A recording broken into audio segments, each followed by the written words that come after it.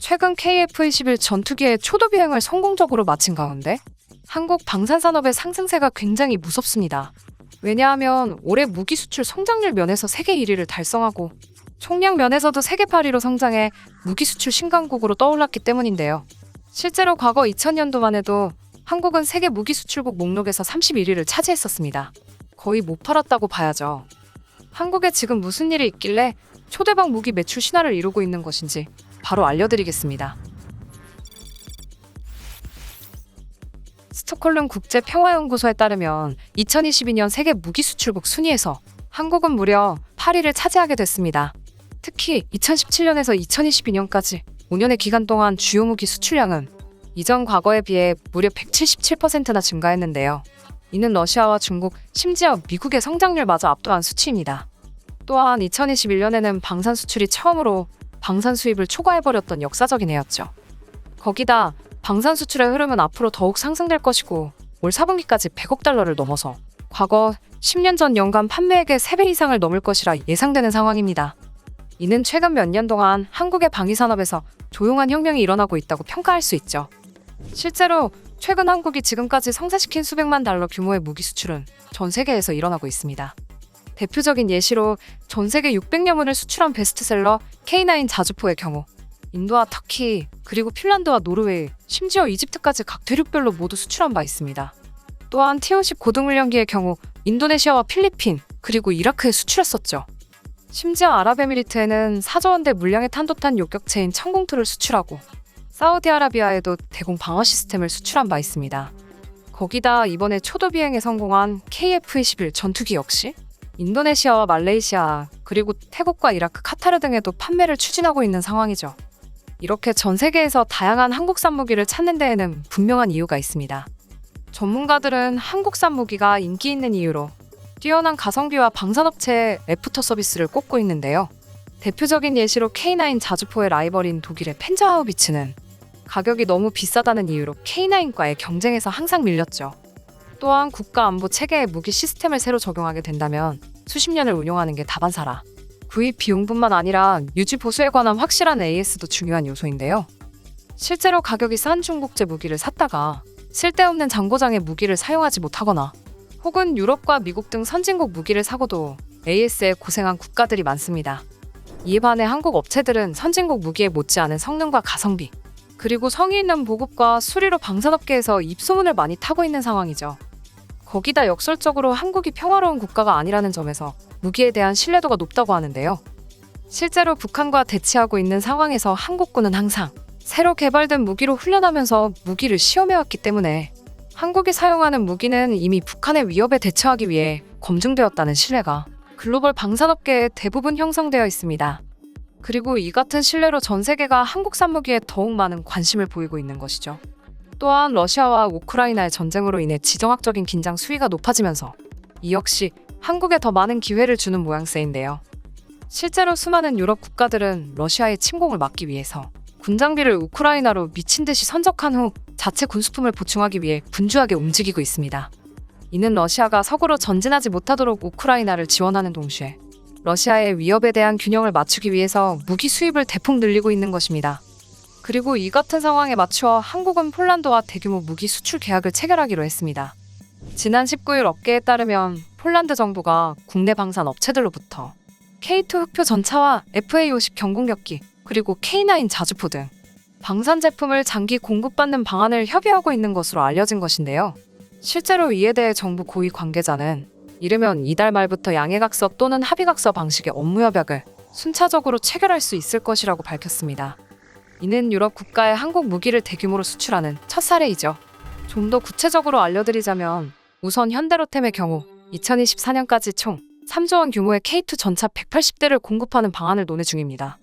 여기에 더해 2030년까지 K2 전차 400대를 추가로 공급하는 방안도 논의되고 있죠. 또한 카이의 경우 한국형 경공격기 FA-50 48기를 공급하는 방안을 추진하고 있는데요. 특히 카이는 빠른 공급을 위해서 올해 한국 공군에 공급될 경공격기 20기 중 8기를 폴란드에 선수출하는 방안도 협의 중이라고 합니다. 이렇게까지 하는 이유는 FA-50의 가격이 500억 원에 달하기 때문에 향후 부품 공급과 AS 등을 포함한 총 계약 규모가 무려 3조 원을 웃돌 수 있기 때문이라고 하죠. 마지막으로 하나디펜스는 K9 자주포를 총 670대 규모로 수출하며 전체 수주가가 4조 원 이상으로 추정된다고 합니다. 이 모든 게 논의 중이라고는 하지만 계약 성사될 가능성이 굉장히 높은데요. 실제로 지난달 22일 마리우시 부아슈차크 폴란드 부총리 겸 국방장관이 폴란드군의 능력 강화를 위해 모든 수단을 사용하겠다며 조만간 한국과의 협력에 대한 좋은 정보를 드릴 기회가 있을 것이라고 밝힌 바 있습니다. 그리고 현재 국내 방산업체들의 타깃은 단순 폴란드뿐만이 아닙니다. 대표적으로 올해 말 기종이 선정될 2조 2천억 원 규모의 노르웨이 차기 전차 사업을 비롯해 10조 원에 육박하는 호주의 차기 장갑차 선정 프로젝트와 말레이시아와 콜롬비아의 2조 원 규모 FA-50 경공격기 도입 사업 등에서도 선전이 기대되고 있는데요. 이 모든 계약이 성사된다면 업계에서는 한국의 방산 수출이 향후 5년 내 무려 3위권으로 올라설 수 있을 것이라는 관측이 나오고 있습니다. 거기다 초도 비행에 성공한 초음속 국산 전투기 KF-21 역시 국제사회에서 뜨거운 관심거리이기 때문에 판매한다면 실적이 굉장히 좋을 것으로 예상됩니다. 특히 해외 평가가 매우 호의적인데요. 실제로 미국 CNN 방송은 한국은 자체 개발한 초음속 전투기를 출시해 군사항공 거인의 독점적 클럽에 합류했고 최고의 수출 동향 및 일자리 창출을 희망하는 52억 달러 규모 프로그램의 발판을 마련했다고 평가했죠. 거기다 미 군사 전문가 에이브러의 메이트는 태국과 필리핀, 이라크가 주 고객이 될 수 있다고 전망했는데요. 이들 국가가 운용 중인 전투기를 교체할 시기가 됐을 때 미래의 유력한 후보군으로 KF-21이 될 수 있다는 것입니다. 특히 앞서 언급한 국가들은 이미 한국산 FA-50 경공격기를 도입한 바 있어 한국 전투기에 대한 신뢰가 이미 구축되어 있는 상황이죠. 이와 별개로 일각에서는 4.5세대 KF-21이 언젠가는 미국산 5세대 전투기 F-35와도 경쟁할 수 있다는 낙관적인 관측마저 내놓고 있는데요. KF-21이 F-35처럼 스텔스 성능을 갖출 계획이라서 업그레이드가 진행된다고 가정하면 F-35보다 가성비가 뛰어나기 때문에 충분히 경쟁할 수 있다는 것입니다. 실제로 2020년 기준 F-35의 미군 납품 금액은 8천만 달러 가량으로 알려졌고 KF-21은 6천만 달러에 불과합니다. 무려 30%가량 저렴한 것이죠. 게다가 미국은 해외 전투기를 납품할 때 자국 공급가보다 가격을 올리며 수리와 보수 모두 수입국이 할 수 없도록 규정하고 있어 우리에게 굉장히 유리한 상황이죠. 그리고 이 같은 기대감을 바탕으로 최근 영국마저 KF-21 사업에 참여하고 싶다는 의지를 드러냈는데요.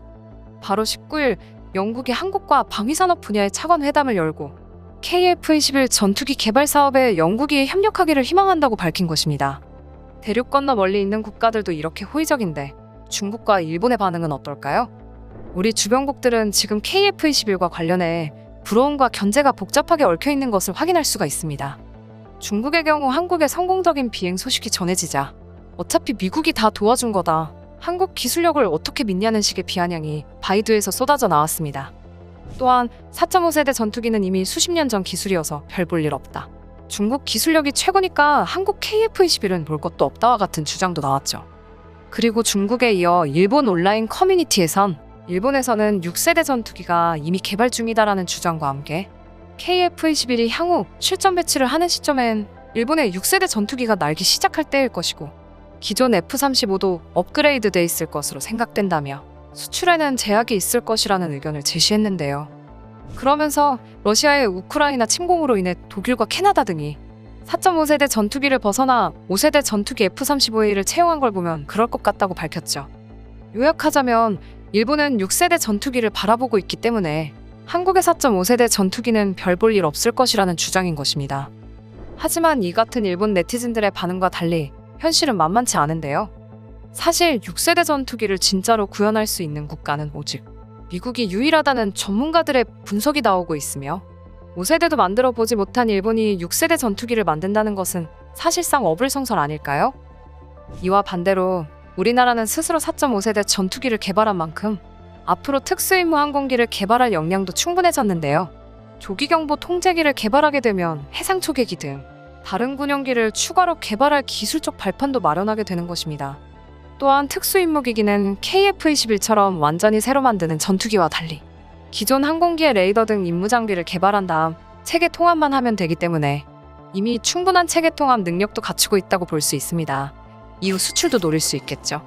따라서 앞으로 한국의 방산기술은 나날이 성장할 것으로 예상되며 수출 호재 역시 계속해서 터져나올 것으로 기대되는 대목입니다. 그럼 오늘도 국익에 도움을 주기 위해 고생하시는 방산업계 관계자분들에게 감사 인사드리며 영상 마치겠습니다. 이상 비바튜브였습니다. 구독, 좋아요는 잊지 말아주세요.